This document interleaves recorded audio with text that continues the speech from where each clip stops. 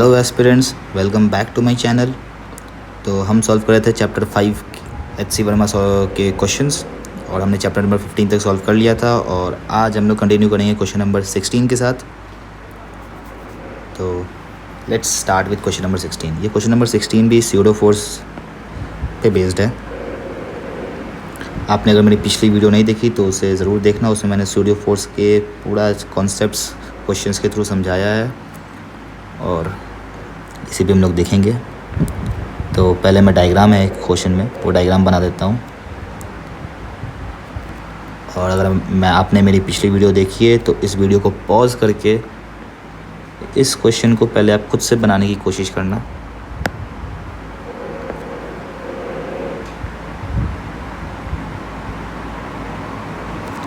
Sorry guys, मेरा थोड़ा drawing उतना अच्छा नहीं है, लेकिन आप समझ जाओगे, इतना ख़राब भी नहीं है, ठीक है। और ये दिया है ब्लॉक का मास 1.5 kgs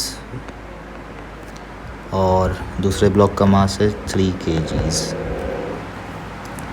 और ये पूरा सिस्टम ऊपर की ओर जा रहा है g/10 के एक्सेलरेशन से।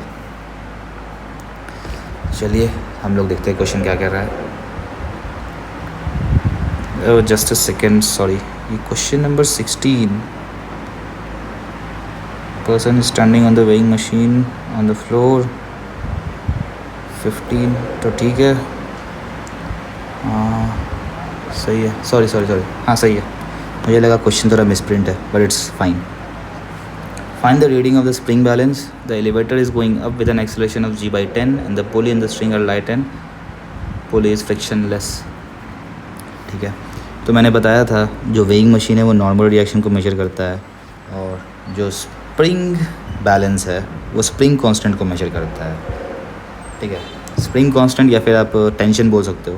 ठीक है, जो भी टेंशन होगा, यानी कि टेंशन कौन सा, कि यहाँ पे जो टेंशन लग रहा होगा, ये यहाँ पे एक इस पूरे जो पुली सिस्टम है इसको एक स्प्रिंग बैलेंस ऊपर से खींच रहा होगा, वो टेंशन इसको मेजर करेगा। ठीक है, तो चलिए बिना कोई टाइम वेस्ट किए कर लेते हैं अपना क्वेश्चन सॉल्व। तो सबसे पहले हम FBDs बनाएंगे अपने ब्लॉक्स का।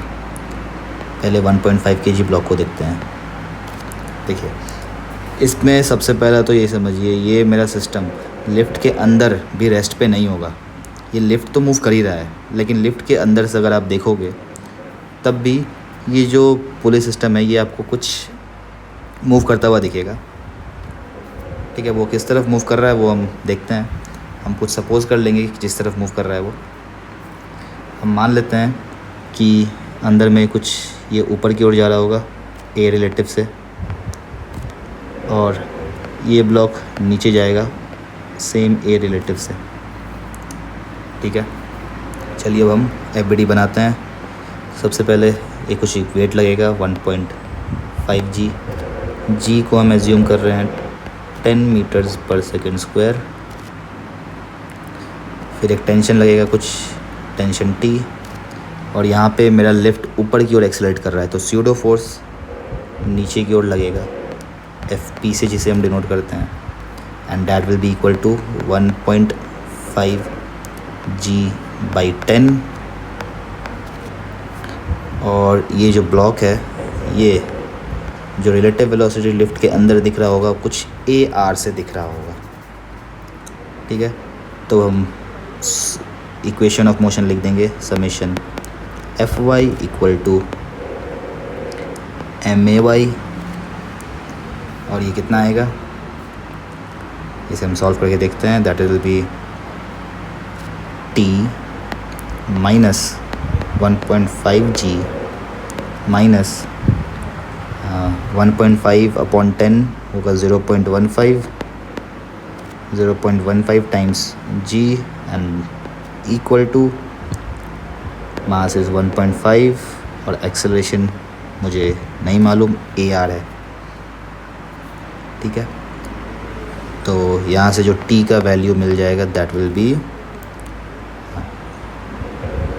-1.5 दोनों को ऐड करेंगे तो ये हो जाएगा -1.65 और उस तरफ जा करके +1.65 यानी कि 1.65G + 1.5 AR।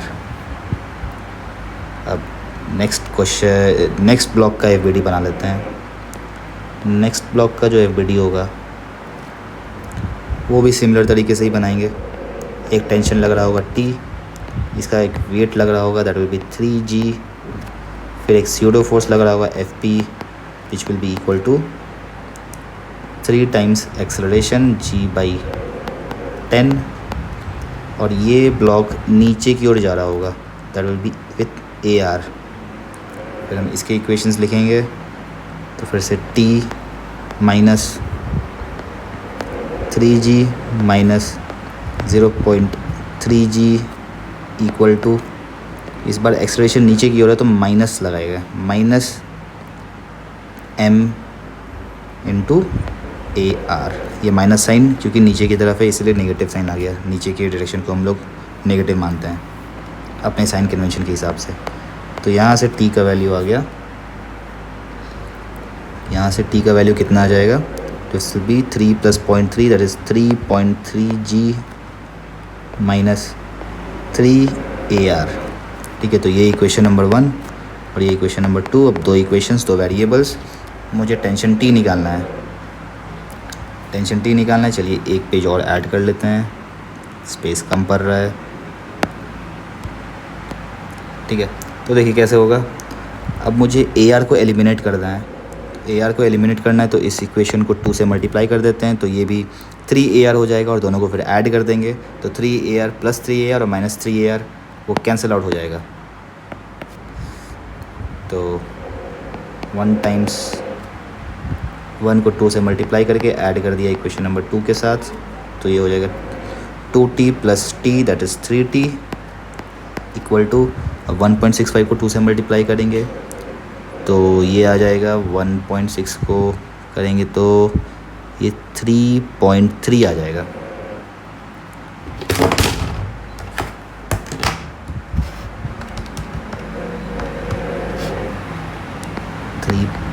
.3G और यहाँ भी प्लस 3.3G और AR तो कैंसिल आउट ही हो गया।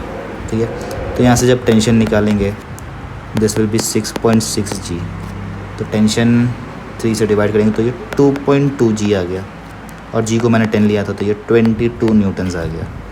लेकिन एक सेकेंड, मेरा जो स्प्रिंग बैलेंस है ये टेंशन मेजर नहीं कर रहा होगा, वो तो पुली से जो कनेक्टेड है, पुली से जो कनेक्टेड है वो टेंशन मेजर करेगा ना। पुली से जो स्ट्रिंग कनेक्टेड होगा या फिर हुक से कनेक्टेड है तो हमें पुली का भी FBD एक बार देखना पड़ेगा। देखिए पुली मेरा मासलेस है, तो मासलेस है तो इस पर कितना भी एक्सेलरेशन लगा ले तो फोर्स तो 0 ही होगा, 0 इंटू सम एक्सेलरेशन। ठीक है, ये एक टेंशन T, ये भी एक टेंशन T, तो ऊपर की तरफ टेंशन कितना होगा 2T और स्प्रिंग बैलेंस मेरा यही टेंशन मेजर कर रहा होगा, तो जो स्प्रिंग बैलेंस मेजर करेगा that will be 2T and 2T is equal to 22 into 2 44 newtons. एक बार आंसर मैच कर लेते हैं। ये था क्वेश्चन नंबर 16 का आंसर 4.4 kgs। हाँ, तो फिर ये 4.4 न्यूटन्स तो kgs में कितना होगा, जो मास जो मेजर कर रहा होगा, रीडिंग, या फिर इसको रीडिंग बोलते हैं, रीडिंग। सॉरी गाइस, थोड़ा हैंड राइटिंग भी मेरा उतना अच्छा नहीं आ रहा है इस पर, लेकिन ये सब मैटर नहीं करता, मेन कॉन्सेप्ट्स मैटर करते हैं और मैं अपनी तरफ से आपको पूरा कॉन्सेप्ट क्लियर करने की कोशिश कर रहा हूँ। ठीक है, तो यही है मेरा आंसर। ये एक बहुत ही अच्छा क्वेश्चन था जिसमें एक पुली था, अंदर में एक रिलेटिव ये दिख रहा था। देखिए आप लोग सोचोगे कि अंदर में मतलब कैसे, ये ऑब्जर्वर का बात है। पिछले क्वेश्चन में हम देखेंगे तो अगर यहाँ पे आप अगर खड़े होते लिफ्ट के अंदर तो आप इंसान को, इस आदमी को मूव करते हुए नहीं देखते कि हाँ सेम जहाँ पे है वहीं पे खड़ा है।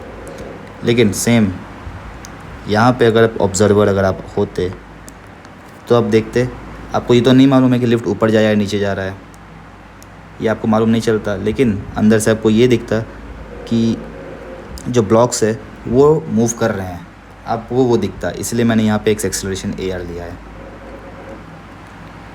तो अब आ जाते हैं नेक्स्ट क्वेश्चन नंबर 17 पे। तो देखिए क्वेश्चन नंबर 17 क्या कह रहा है। A block of 2 kg is suspended from the ceiling through a massless spring of spring constant K equals to 10 newtons per meter. What is the elongation of the spring? If another 1 kg is added to the block, what will be further elongation? ये एक बहुत ही आसान question है। Simple दिया है कि एक ceiling से स्प्रिंग अटैच्ड है और वो स्प्रिंग से एक ब्लॉक अटैच्ड है। स्प्रिंग का जो स्प्रिंग कांस्टेंट है दैट इज़ 100 न्यूटन्स पर मीटर। यहाँ पे भी हम जी कुछ मेंशन नहीं है तो 10 मीटर्स पर सेकंड स्क्वायर ले लेते हैं। और एक अगर आप जी 10 मीटर या फिर 9.8 भी लेते हो ना तो आंसर में बहुत ही कम वेरिएशन आता है, ठीक है। अगर आप ऑप्शंस में जब देखोगे तो 9.8 लेने से आपका कुछ खास वेरिएशन नहीं आएगा, राउंड ऑफ में आपका ऑप्शन कोई ना कोई मैच कर ही जाएगा। और ब्लॉक का मास है 2 kgs। तो इलोंगेशन ऑफ द स्प्रिंग बताना है पहले केस में। तो पहले केस में मेरा फिर FBD बना लेते हैं पहले। This is 2 kg। तो नीचे की ओर लग रहा होगा कुछ फोर्स mg और ऊपर की ओर और एक फोर्स लगेगा spring force that is FSP, ठीक है। यहाँ पे कोई एक्सेलरेशन नहीं होगा क्योंकि लटका के छोड़ दिया है मैंने। छोड़ूंगा तो एक स्प्रिंग कुछ इलोंगेट होगा और इलोंगेट होके रेस्ट पे आ जाएगा, तो एक इक्विलिब्रियम कंडीशन है। तो बहुत ही आसान, यहाँ पे FSP इक्वल टू mg और FSP क्या होता है दैट इज़ kx, यानी कि kx इक्वल टू mg। तो x आ गया mg upon k। Mass is 2 kgs, gravity is 10, 20 upon 100, यानी कि 0.2 मीटर्स ये इलोंगेट करेगा। अब दूसरे पार्ट में बोल रहा है कि इससे मैंने एक और ब्लॉक अटैच कर दिया 1 kg का। ये ब्लॉक मैंने थोड़ा बना दिया है अंदर में मास लिखने के लिए, लेकिन ये 1 kg का ब्लॉक है, ठीक है। तो फर्दर इलोंगेशन कितना होगा पूछा है। अब देखिए जब 1 kg मास और ऐड करेंगे तो टोटल 3 kgs वेट हो गया। अब स्प्रिंग थोड़ा और इलोंगेट होगा। तो देखिए यहाँ पे हम सिस्टम ना इसे सिस्टम मान लेते हैं, ये दोनों ब्लॉक को एक साथ एक सिस्टम मान लेंगे और फिर अब सॉल्व करते हैं। तो क्या होगा, दिस इज़ 2 kg और ये फिर एक 1 kg का ब्लॉक है। ये मेरा एक पूरा सिस्टम है।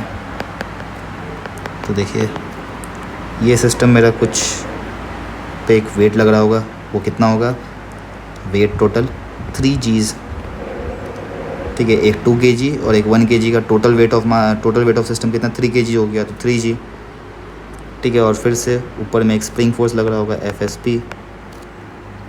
तो simple FSP equal to 3G और FSP क्या होता है KX equal to 3G equal to 30 newtons. तो X will be equals to 30 upon 100 that is 0.3 metres. लेकिन क्वेश्चन का लैंग्वेज देखिए, लैंग्वेज में लिखा है what would be further elongation, मतलब एक्स्ट्रा कितना इलोंगेट किया। तो फर्दर इलोंगेशन इज़ 0.3 माइनस 0.2, वो पहले से इलोंगेटेड था, फर्दर 0.1 मीटर और इलोंगेट किया है। That's it. Next question number 18 पे आ जाते हैं। लिखा है अब suppose ceiling in the previous problem is that of an elevator which is going up with an acceleration of 2 meters per second square. Find the elongations. अब बोल रहा है कि पिछले क्वेश्चन में जो ये सिस्टम माना था हमने, अब यही सिस्टम जो है ना ये लिफ्ट में है, ये अब लिफ्ट में है, तो कितना इलोंगेशंस होगा। मैं बोलूँगा आपको ये क्वेश्चन पहले आप वीडियो को पॉज करके खुद से ट्राई कीजिए, उसके बाद सॉल्यूशन देखिए, क्योंकि ऐसे करने से आपको स्यूडो फोर्सेस के जो क्वेश्चन है वो ज़्यादा क्लियर होंगे कि कहाँ पे आप गलती कर रहे हो, वो आपको समझ में आएगा। उसके बाद आप करेक्टिव एक्शन ले पाओगे। ठीक है, तो पहला केस तो ये हो गया। मैं इसमें पहला ही केस आपको दिखा देता हूँ। दूसरा केस बहुत सिंपल है, फिर से आप पूरे सिस्टम को पूरे दोनों ब्लॉक्स को एक सिस्टम मानोगे और सिमिलरली पहले केस जैसे कर दोगे, या फिर मैं करके दिखा दूँगा, ऐसे कोई दिक्कत नहीं है। चलिए इसके लिए चलिए मास m मान लेते हैं इस बार ब्लॉक का, बस और कुछ नहीं। और लिखा है कि एलिवेटर इस बार ऊपर की ओर जा रहा है 2 मीटर्स पर सेकेंड स्क्वायर से। तो स्यूडो फोर्स के कॉन्सेप्ट में मैंने बताया था, अगर ऊपर की तरफ अगर ब्लॉक जा रहा है, लिफ्ट जा रहा है, तो स्यूडो फोर्स किस तरफ लगेगा? नीचे की ओर लगेगा। कितना लगेगा? Mass of the system into the acceleration, that is 2 times of m। ऊपर की ओर फिर एक स्प्रिंग फोर्स लग रहा होगा, स्प्रिंग फोर्स होता है kx। तो यहाँ से मेरा kx इक्वल टू आ जाएगा mg प्लस 2m, और x will be equal to m times of g plus 2 upon k। ठीक है, तो पहला केस में बोल रहा है कि जब एक ब्लॉक सिर्फ अटैच्ड है, यानी कि m is equal to 2 kgs, तो x मेरा हो जाएगा 2 टाइम्स ऑफ g है 10 प्लस 2 12 अपॉन k इज़ 100, यानी कि ये 0.24 मीटर्स हो गया। और दूसरे केस में बोला है कि फिर से जब 1 kg और अटैच कर दिया, यानी कि फिर से मास ऑफ द सिस्टम इस बार 3 kgs हो गया, तो x will be 3 times of 12 upon 100, that is 0.36 metres. तो यहाँ से फर्दर इलोंगेशन कितना हुआ? Further elongate 6 minus 0.24 is equal to 0.12 metres. This is my answer. Next question number 19। देखिए क्वेश्चन नंबर 19 क्या है? A force of buoyancy, sorry, question number 19 थोड़ा